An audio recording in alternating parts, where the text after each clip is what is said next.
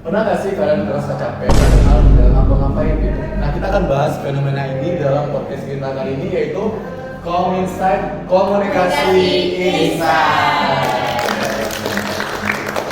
Oke, kita akan membahas fenomena ini ya, di mana pasti sering banget terjadi di mahasiswa, terutama Gen Z ya. Dan kali ini bersama aku Deno dan juga Aku Riri. Aku Fajar. Aku Rahmi. Aku ya. Dan kali ini kita sudah kedatangan bintang tamu spesial kita hari ini. Halo, selamat datang Bang. Ya, mungkin boleh perkenalan diri dulu ya, nama sama asalnya dari mana? Oke, kenalin sebelumnya, nama aku Hasan Askari, biasa dipanggil Hasan. Sekarang itu lagi menempuh semester 8 psikologi angkatan 22. Kalau asal dari Jakarta. Dari Jakarta. Oke. Ya, kalau aku izin ya, nama aku Muhammad Nasir Atsari, aku biasa dipanggil Nasir. Sekarang aku lagi di semester 6 sama juga di psikologi UNAN. Oke, mungkin langsung saja aku pengen nanya langsung ke Bang Hasan sama Nasir, itu sebenarnya apa sih definisi burnout menurut anak psikologi, atau definisi sebenarnya gitu, takut kita salah kan? Mungkin boleh langsung dari Bang Hasan dulu. Burnout gitu ya? Burnout itu apa? Kalau burnout itu definisi gitu kan? Burnout itu bisa diartikan sebagai kelelahan yang dirasakan biasanya dikarenakan adanya tekanan yang terus-menerus dirasakan oleh individu tersebut, dan biasanya umumnya tekanannya juga tinggi. Nah, biasanya ada 3 kriteria untuk orang, ciri-ciri dari orang yang ngalamin burnout ini. Yang pertama, dia itu bakal ngerasain tadi, yang pertama capek, kecapean, emotional exhaustion bahasanya. Terus yang kedua, adanya depersonalisasi. Depersonalisasi itu keadaan dimana kita itu udah gak lagi benar-benar full 100% dalam melakukan sesuatu kerjaan yang biasa kita lakukan. Contohnya nih kayak yaudahlah yang penting kelar, yaudahlah yang penting dapat nilai gitu kan. Kalau biasanya mahasiswa ngerjain tugas, yaudahlah yang penting selesai. Nah, itu contoh dari bentuk depersonalisasi. Terus yang terakhir itu penurunan rasa pencapaian. Kalau tadi kita dalam melakukan sesuatu kita nggak 100%, biasanya setelah udah dapet hasilnya itu tuh ngerasa nggak terlalu puas, nggak cukup puas sama apa yang kita lakukan. Nah, gitu sih biasanya orang yang mengalami burnout, ciri-cirinya kayak gitu. Itu sering dialami sih sebenarnya ya. Iya, Mimi pernah ngerasain. Pasti pernah gak sih Gen Z gitu? Ya, normal nggak sih? Normal. Gen Z kan semua. Gen Z kan. Kok gitu nanya? Pertanyaan diulang. Jadi biasanya kalau yang kayak gitu tuh rumah biasanya waktu itu kayak sebelum tidur gitu bang. Kan kalau tidur kan kayak scroll kan kayak saat jam 1 nih mau tidur scroll udah jam 2 udah jadi kita. Terus cara itu kayak itu udah jauhin HP-nya gitu. Terus kan tiba-tiba kan gelap tuh, kalau hal kan tidur kayak HP gitu. Gelap terus udah tertidur aja terus. Scroll sampai jam? Apa? Scroll jam? Scrollnya tuh bukan sampai tertidur bang. Ada mungkin kalau scroll sampai jam 4 bang. Itu kayaknya ketiduran karena capek. Itu dulu sih, tapi kan kalau cara cepat tidurnya kayak jauhin HP gitu. Betul banget. Nah, soalnya kan beberapa dari kita, aku pun termasuk, itu tuh ketika sebelum tidur tuh biasanya sambil main HP dulu kan. Iya. Itu kenapa nggak tidur bahkan sampai bisa jam 4 kayak tadi? Itu kenapa nggak tidur padahal sebenarnya aktivitas kita udah banyak? Itu karena otak kita lagi kerja. Ya, sekalipun bagi kita itu waktu istirahat kan, sekalipun main HP itu waktu istirahat, tapi otak kita kerja. Jadi untuk otak kita benar-benar bisa nerima, oh ini waktu istirahat, itu ya benar yang tadi bilang hal, harus jauhin HP, harus jauhin gadget, kayak gitu sih. Ya. Oke, kan tadi udah ngebahas kayak gimana sih dampak dari cerita burnout ini. Lebih banyak kayaknya yang negatif gitu kan. Tapi kenapa orang-orang kayak masih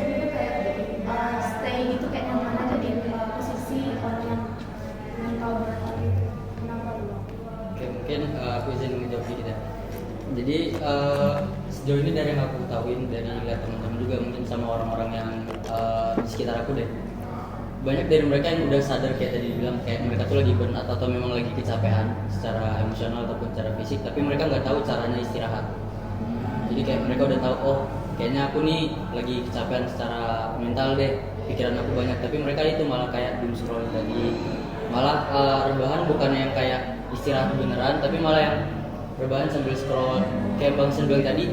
Jadi kita scroll itu informasi tetap masuk ke otak kita, jadi yang harusnya kita bener-bener istirahat secara mindful nih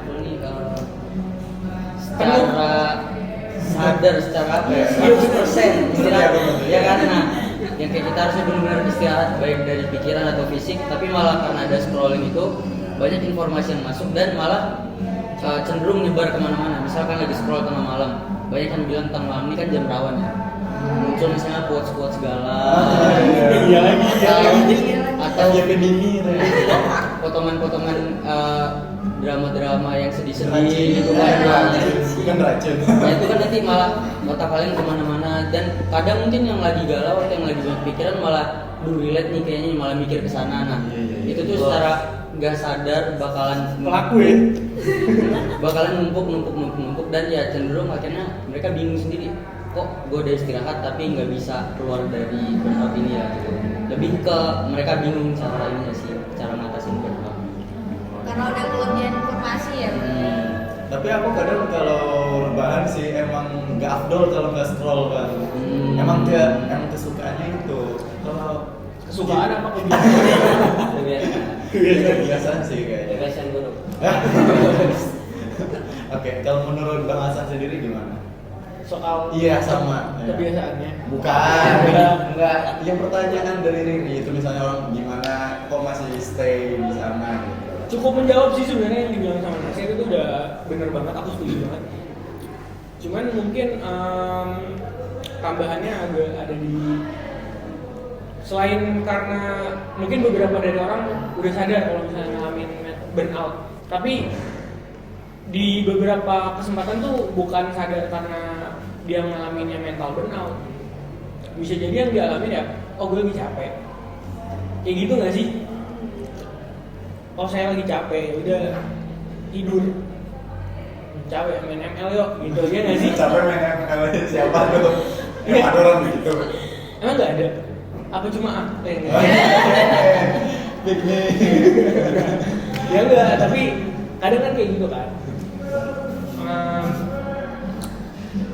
Jadinya ngebuat apa yang waktunya istirahat kita tuh bukan dipakai untuk menangani masalah yang sebenarnya, karena kita salah mengidentifikasi masalahnya.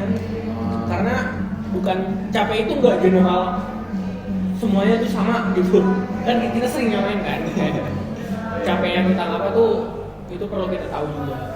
Mungkin jawabannya berarti identifikasi masalahnya sih. Tapi kalau misalnya burnout kan acara OPT gitu kan, jadi cari teman cerita gitu. Itu adalah salah satu solusinya. Dapat social support itu, dapat kayak tadi teman cerita, itu sangat-sangat membantu dalam menangani burnout kita. Tadi sorry aku juga lupa nyampein kalau misalnya selain meditasi, selain digital detox, itu socialize itu tuh juga bisa ngebantu banget buat nanganin burnout tadi. Karena kenapa beda sama main scroll? Iya memang informasi bakal tetap keterima, tapi namanya kita makhluk sosial, kita tuh punya kecenderungan buat ngerigen gitu energi kita. Terlepas ya memang beberapa personality bakal beda-beda, tapi kalau misalnya itu works untuk kalian, kayak works untuk kita, lakuin. Kayak kalau kita ngerasa kita bakal lebih lega setelah cerita, lakuin. Lebih kalau sekarang kan kalau nggak ada cerita ke manusia, kadang kecenting nggak sih? Itu manusia kirain bakal kayak hewan tadi. Gitu makanya. Jadi Oh sekarang cerita bisa ke hewan gitu kan? Bisa bisa mikir. jadi kucing. Ya. Aku nggak kucing, cat Aku lovers. bukan cat lover. Aku juga enggak. Enggak, tapi kan banyak sekarang fenomena orang tuh lebih pilih curhat ke ChatGPT daripada Ke orang. Ini pernah. Oh ya. Darah apa based on true apa sih? Based on story experience, ya. Ya, true experience. Ya gitu. Ini ya pernah cerita apa mimpi itu? Kayaknya semuanya Aku gitu nggak guys. pernah. Masa? Bahasa apa cuma Jujur baru aku. pertama kali kena, baru pertama kali dengar ada orang cerita sama GPT, sumpah. Ini bang. Serius? Enggak, maksudnya aku kira itu cuma kayak nyoba-nyoba doang. Ternyata benar-benar sampai. Cerita gitu. Iya. Ya kan kadang Promnya apa? Jadi teman cerita aku ya. Kamu jadinya santai aja nanti ya. karena kalau dilihat respon dari ChatGPT itu kayak sesuai dengan apa yang kita mau gitu Itu loh. fake tau nih. Ya walaupun fake gitu loh, karena dalam masa orang burnout atau OVT sih dia tuh butuh respon aja nggak sih? Sebenarnya satu pertanyaan kita kan. Hmm. Emang orang gak ada yang ngertiin gue? Iya sampai curhat ke ChatGPT Iya, dia. Nggak kayak kadang Doang. iseng-iseng doang gitu. Prihatin banget ya. Iseng apa iseng? Ya. Lanjut. Aku juga mau nanya bang, tapi di ranah lingkungan sosial sih bang. Contohnya itu kayak keluarga, teman, bahkan teman kerja. Nah, seberapa besar sih pengaruh mereka atas untuk mencegah atau memperburuk burnout itu sendiri? Untuk mencegah, maksudnya tuh kayak mencegah sama memperburuk keluarga dan teman-teman itu perannya apa gitu ya? Iya. Mungkin kalau seberapa besar tergantung. Pasti keluarga yang suportif, teman yang suportif pasti akan memberikan dampak yang positif juga untuk masalah kita. Iya. Ya, bisa mencegah masalah tersebut terjadi, ataupun ketika sudah terjadi pun kita bakal mendapatkan support. Tadi seperti yang aku udah bilang, ketika ada social support itu bakal membantu buat menangani masalah itu. Nah, sebaliknya kalau misalnya kalau misalnya keluarganya nggak ada dukungan, nggak ngerasa dapat support dari keluarga, nggak ngerasa dapat support dari teman, kayak nanya GPT tadi, nggak bisa. Nah, itu tuh bisa ngebuat masalahnya juga malah makin parah. Kita udah nggak lagi cuma mikirin ketidakpuasan kita sama hasil kerja kita udah lagi mikirin nggak cuma mikirin kepuasan kita soal kerjaan tugas kita juga mikirin kalau kita sendiri dalam menghadapi masalah itu. Ya, kayak gitu. Itu tuh bakal makin berpotensi memperburuk itu gitu. Gitu sih. Kalau dari Bang Nasir? Mungkin sebenarnya kalau ngejawab lagi itu sebenarnya udah dijelasin sama Bang Hasan secara garis besar. Cuman mau ngasih disclaimer aja kalau dari sudut pandang psikologi ya diminta itu tuh ada namanya kalau nggak salah individual differences sebenarnya. Jadi faktor dari eksternal itu juga nggak seberpengaruh itu kalau memang dari internalnya juga bagus. Misalnya walaupun lingkungannya nggak mendukung, tapi dianya sendiri cara dia meregulasi emosi, cara dia mempersepsikan sesuatu itu bagus, ya bakalan tetap kebal juga. Pun sebaliknya kalau misalkan dari padahal keluarga udah support, temen-temen udah support, tapi dianya yang memilih untuk buat sedih atau dia yang kurang bisa pintar dalam mengartikan emosi yang dia rasakan, itu bakalan malah sama aja bohong. Jadi balik lagi semua hal itu kalau misalnya dilihat lagi dari sudut pandang psikologi itu jawabannya lebih ke tergantung sama situasi dan orang. Makanya banyak dari cap anak psikologi itu jawabannya tergantung mulu gitu. Ya karena individu beda-beda. Jadi kalau pertanyaanmu tuh lebih case by case sih, tergantung orang masing-masing. Berarti tergantung pribadi sendiri ya bang. Sama masalahnya juga tergantung. Jadi agak susah ngejelasin generalnya gitu. Iya. Ini yang penasaran bang, cara kita tahu kita tuh burnout gimana sih gitu. Maksudnya kan takutnya kalau kita bilang, duh aku capek nih, padahal ngapain, padahal pasti aku burnout gitu. Apakah semua orang yang begitu tuh burnout gitu? Nanti takutnya kayak self diagnosis gitu. Jadi gimana cara kita tahu apakah ini bisa menjurus ke yang lebih serius lagi gitu kan? Oke, mungkin kayak yang bilang tadi banyak banget fenomena sekarang tuh orang-orang self diagnose. Kayak misalnya kalian lagi scrolling terus lihat ciri-ciri orang depresi. Ciri-ciri orang burnout cek caption Kak. Gua sama nih. Nah, terus kan kayak gue burnout deh. Gue banget nih Nah, gitu ya. sebenarnya kayak gitu tuh ada benarnya tapi nggak 100% karena yang dikasih tahu di situ tuh ya memang yang tertulis di buku. Misalnya kayak kita sendiri tuh ada namanya DSM Bang ya. Iya. Itu tuh isinya kayak bukan syarat-syarat. Manual. Ya kayak manual kita dalam buat mau ngasih bukan kita sih psikolog buat ngasih diagnosa. Misalnya orang itu dikatakan dia depresi, nah ntar Kalau ciri gejalanya, Oh. nah yang kayak gitu tuh Ada bener, indikator-indikator. bener adanya. Cuman kalau buat sampai kita ngomong, duh aku burnout, duh aku depresi, itu tuh baiknya lebih ke tenaga profesional. Cuman kalau kalian udah ngerasain kayak gitu-gitu ya nggak ada masalah juga buat kalian. Misalnya kayak tadi ngelakuin digital detox atau buat teriak dalam air itu bagus tuh. Cerita ke GPT, tapi kalau ada orang Kalau bisa ya. kalau bisa orang nah, kayak gitu. Kalau dari aku gitu sih Bang. Mungkin sedikit disclaimer ya. Aku kurang setuju sih ya kalau enggak, ini pandangan aku kalau soal ketika kita udah merasa kita depresi, menurut aku jangan internalize itu. Iya, jadi jangan menganggap itu depresi kalau belum dapat diagnosa langsung dari ahlinya. Jadi misal kita ngerasa kita depresi atau kita ngerasa kita anxiety, mikirnya jangan kita ngerasa kita depresi, mikirnya kita lagi sedih. Dan itu kita pengen validasi kesedihan kita, apakah itu benar depresi atau enggak, lewat psikolog. Kenapa jangan di-internalize?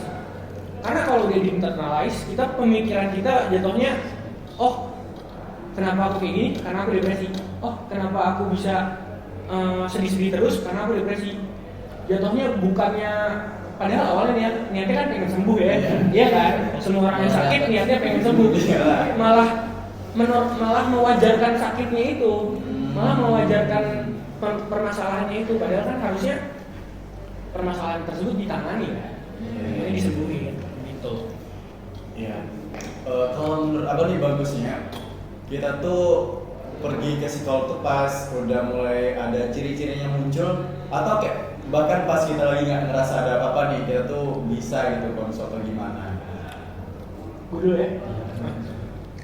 Kalau itu ada satu cara pasti ampuh.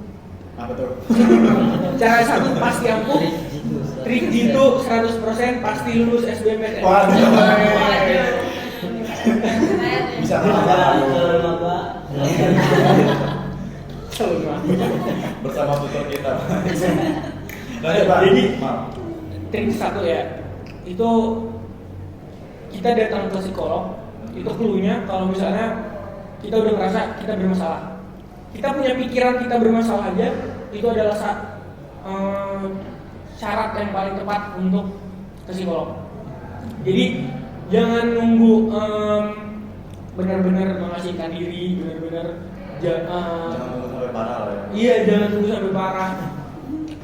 Pas udah ngerasa kita ada masalah, pemikiran itu muncul di kepala, bus langsung ke psikolog. Gitu sih. Nanti ada tambahan? Sama kurang lebih sama tuh Bang. Kayak gak mesti nunggu sakit dulu buat kalian ke psikolog. Jadi karena kan setiap orang namanya tiap hari berinteraksi dan ada bebannya masing-masing, dan cara kita menangani beban itu kan juga beda-beda. Nah, jadi menurut aku pribadi ini sangat mendukung statement Bang Hasan tadi ya, kayak nggak mesti nunggu parah dulu, nggak mesti nunggu kalian bunuh diri, nggak mesti kalian Kalau udah bunuh diri gimana caranya konsul ya? wow itu Bahaya juga bahasanya. ya itu serem tuh. Nggak mesti nunggu kalian nggak mandi kan ada tanda-tanda ciri gangguan awal sakit jiwa, nggak mandi malah Satu jangan mandi ya. kayak gitu Nggak nggak bisa tidur. kalau kalian udah ngerasa stres terus kayak kok stresnya awet ya gitu, nah itu udah kayak udah mulai sadar nih ini kayak ada yang kena nih, udah sekolah aja cek. Ada yang janggal nih. Nah ya yang janggal. Kata Mimi dia nggak mau ke psikolog Bang, soalnya takut dikira apa Mimi? Kan bukan kata aku, tapi kan nggak Kata teman. semuanya. Kata teman. Dari Kata tadi teman dia sendiri ya. Dari tadi dia alibinya kebanyakan orang ngelakuin gak sih? Iya.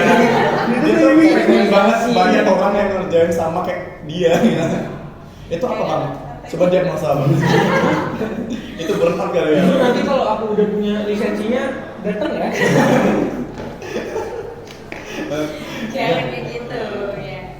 ke topik ya, kembali ke Oke. topik. Jadi Gimana tuh? nggak kan kalau kita di rata-rata di Indonesia gitu kan, kayak kalau biasanya kita ke rumah sakit itu ya kalau udah ada sakit yang cukup jelas dirasakan, gitu, pastinya ke rumah sakit gitu kan, nggak ada yang medikan kayak itu kan jarang gitu. Apalagi kalau ke mental gitu, padahal kita sehari-hari udah ngerasain gitu. Tapi kebanyakan salah satunya mungkin. Jadi nggak mau bilang kebanyakan. Kenapa? Ini nggak apa-apa, pakai aja ini nggak apa-apa. Ya, contohnya kayak aku. Bang, Iya, ketawa dulu Bang.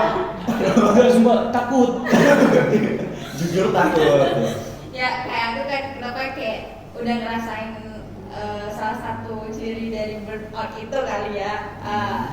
Kenapa nggak ke dokter lagi Iya. konsul gitu kan ke RSJ mungkin, karena dikira mungkin Sebentar, emang kayak RSJ Bang Nur?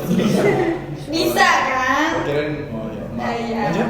Tapi biasanya KRSG itu sebelumnya dapat referral, dia dapat rujukan. Jadi udah parah ya. Nggak perlu ke RSG juga kok. Ini kayak kebetulan pengen RSJ gitu loh bunyinya tadi. Nggak apa-apa dia. Nggak ada yang salah. Iya. Oh iya, oke siap. Oke siap. Nggak beneran loh. Iya. Iya, iya. betul. Lanjut. Ini selesai nggak sih? Iya, lanjut makanya nih. Lanjut.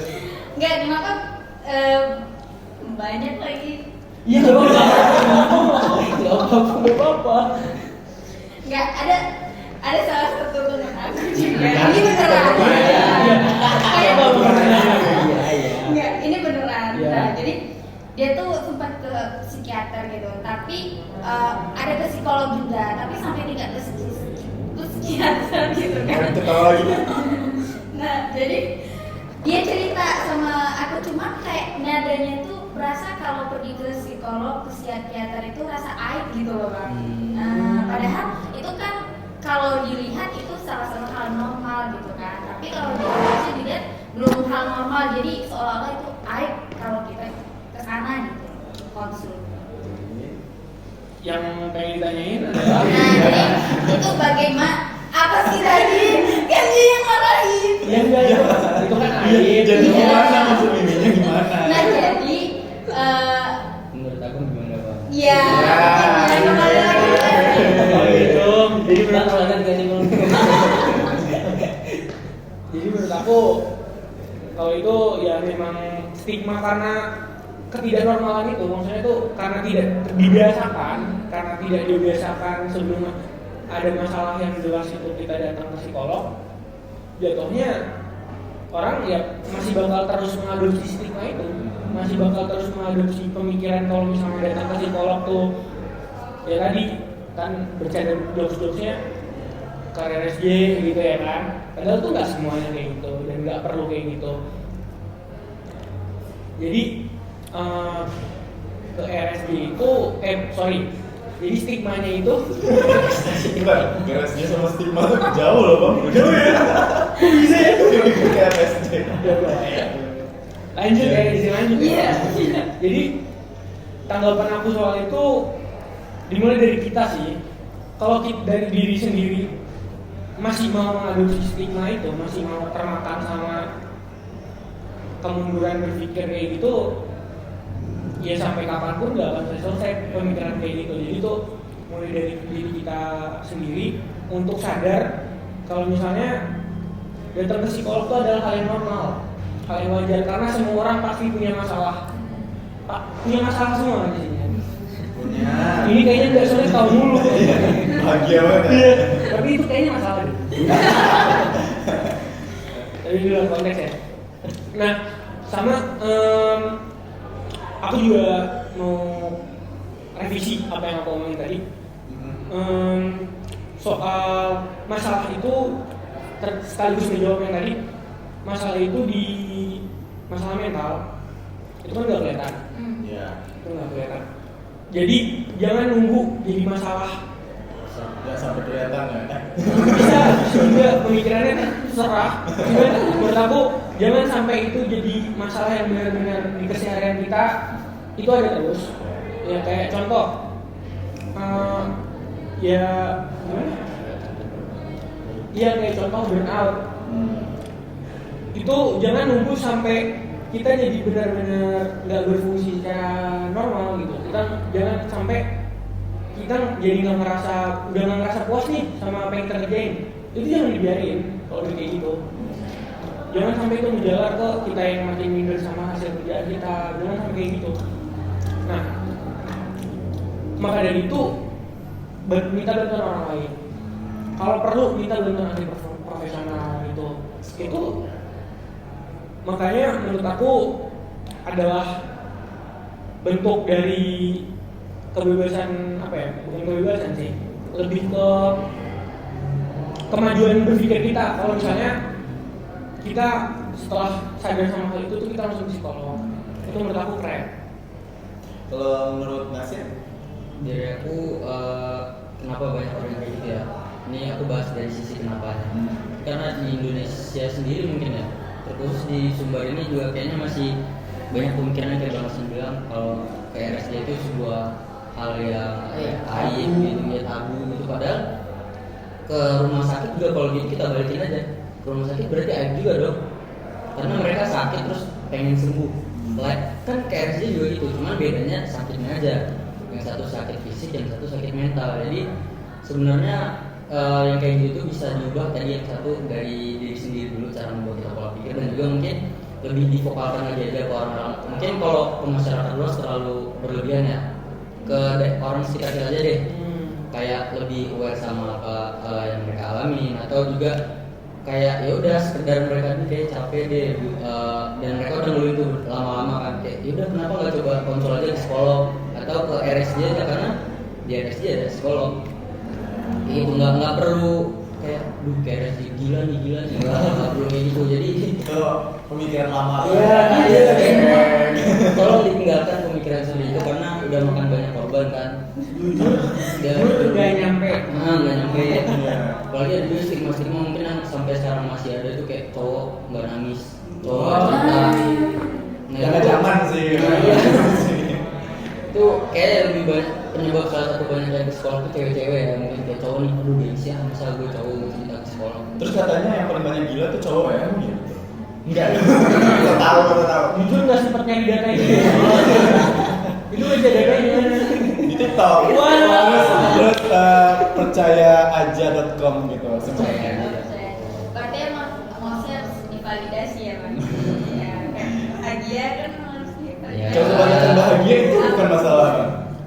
Bisa jadi itu jadi bukan beneran bahagia tapi coping sih. Oh, coping ya? Iya, jadi kayak cara dia untuk menyembunyikan, bener banget, menyembunyikan perasaan sebenarnya. Gak apa-apa kok ekspresi. Lepasin aja ini. Iya. Gak kan kalau emosi itu tergantung dengan lingkungan gak sih, kan ada tekanan atau enggak, aman atau nyamannya. Betul banget. Berarti sekarang enjoy banget ya di sini. Ya sih. Gak ngomongin masalah data nih Bang, kalau dari Bang Hasan sama Bang Nasir ada nggak sih semacam meneliti gitu bagaimana mental dari mungkin anak-anak mahasiswa remaja gitu, baik dari Sumbar atau semacamnya gitu. Oke.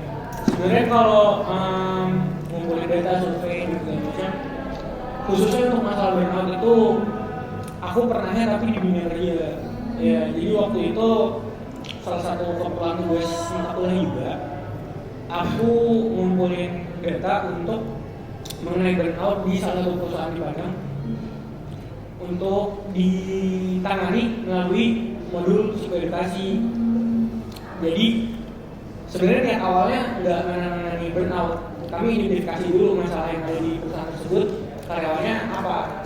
Kebetulan waktu itu burnout dan kami bantu tangani lewat modul psikoedukasi yang kami kasih ke perusahaan tersebut.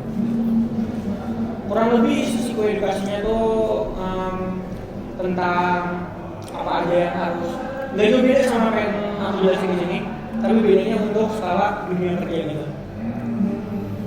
Tapi banyak ditemuin burnout nggak di situ? Lumayan, itu permasalahan yang mereka laporkan ke kami. Iya. Jadi dikasih solusi gitu. Iya. Karena kalau ada masalah ada solusi. Iya, alhamdulillah bisa ya. Oh, dari Nasir gimana sih? Kalau aku sempat ngambil data, cuma nggak spesifik ke burnout. Tapi di data yang aku ambil itu ada salah satunya yaitu mengukur burnout orang. Tapi di sini nih mahasiswa yang dalam konteks dia berorganisasi dan juga ada tekanan dari stres akademik, dan dari data yang kami ambil itu juga lumayan banyak mahasiswa yang mungkin ikut yang menekuni dua sisi ya, organisasi dan akademik. Itu mereka rata-rata itu salah satu hal yang mereka rasain itu burnout karena ada tekanan dari organisasi, tanggung jawab mereka dan lain-lain, dan juga ada tekanan dari akademik itu sendiri kayak tugas dan lain-lain. Jadi cukup umum baik di mahasiswa ataupun dari dunia kerja burnout ini dirasakan. Berarti ada alat ukur burnout gitu ya.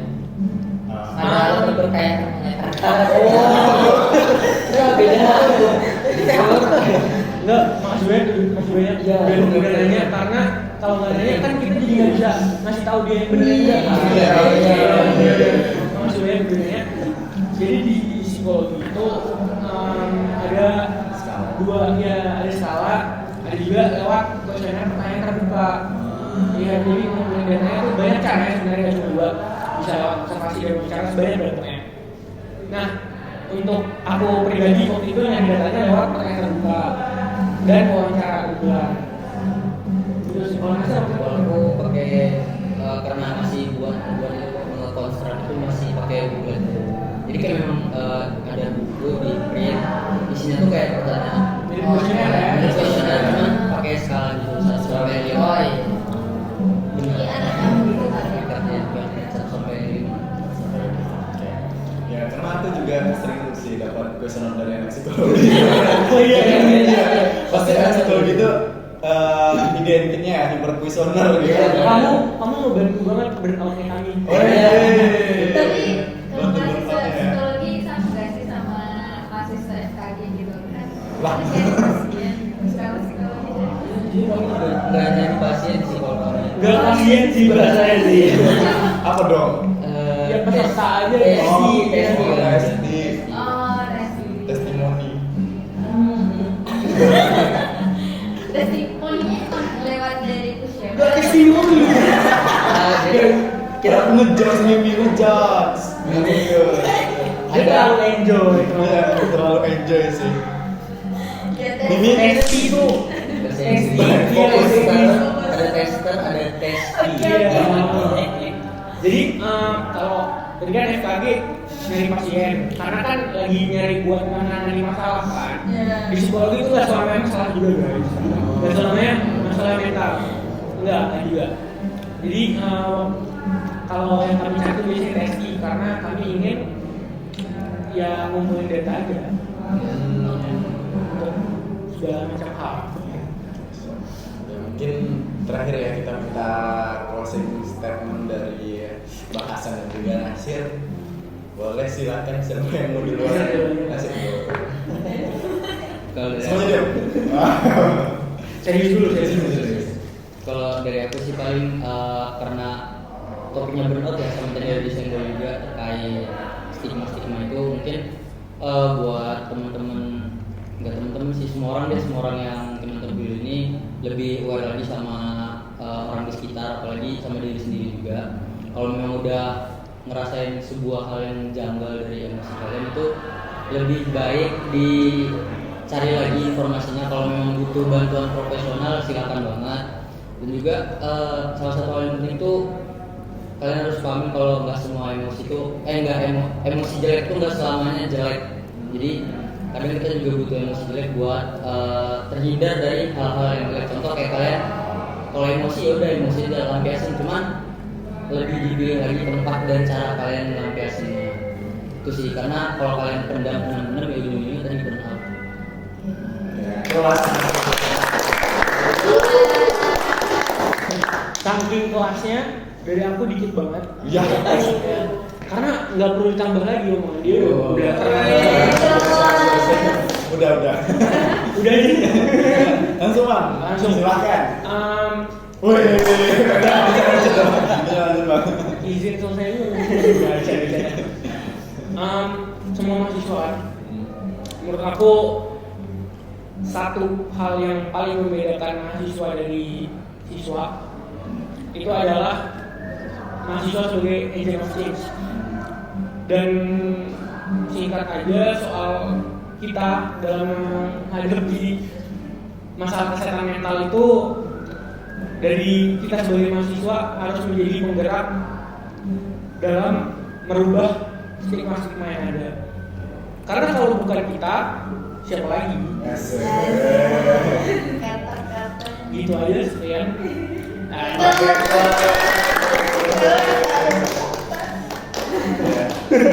Makasih Hal. Oke, ya mungkin itu ya terakhir dari podcast kita hari ini. Di penjelasannya begitu kompleks, jelas ya gimana permasalahan itu dijelasin dengan baik sama Bang Hasan dan juga Nasir. Tadi juga dijelasin gimana solusinya. Kita sekarang menjadi udah tahu apa sih makna sebenarnya dari burnout daripada kita masih apa ya, masih siapa? Ngomong. Ya masih ngomong. Dan ini kita dengar dari mahasiswa psikologinya sendiri gitu langsung. Oke. Ya terima kasih Bang Nasir juga, Bang Nasir, Bang Hasan dan juga Nasir. Kayaknya kita Bakal apa? cek konsul nggak sih ke psikolog? Kita lu aja. Kok gitu? Nggak, nanti kalau udah merasa masanya aku bakal profesor. Oke, cocok. Ya. Oke, terima kasih sekali lagi Bang Hasan dan juga Nasir ya udah hadir hari Nanti ini. kalau pengen nanya-nanya soal psikologi juga boleh. Siap. Lagi teman-teman yang membutuhkan Iya, kalau follow. psikologi silakan dong. Follow aja di bawah ya. Ide aku yang ini ya. Oke. Iya, Nasir juga di bawah. Aku juga. Ya. Terima kasih sekali lagi dan bagi teman-teman yang udah nonton semoga bermanfaat ya podcast kali ini. Semoga Amin. menambah insight baru sesuai nama kita, Kominsight, komunikasi insight. Dan semoga menambah wawasan baru dan sampai jumpa di podcast selanjutnya. Dadah. Oh nggak nanya? Oh iya udah. Sumpah gue tadi pengen ngomong pas lagi ditanya-tanya. Gitu. Tadi bukan.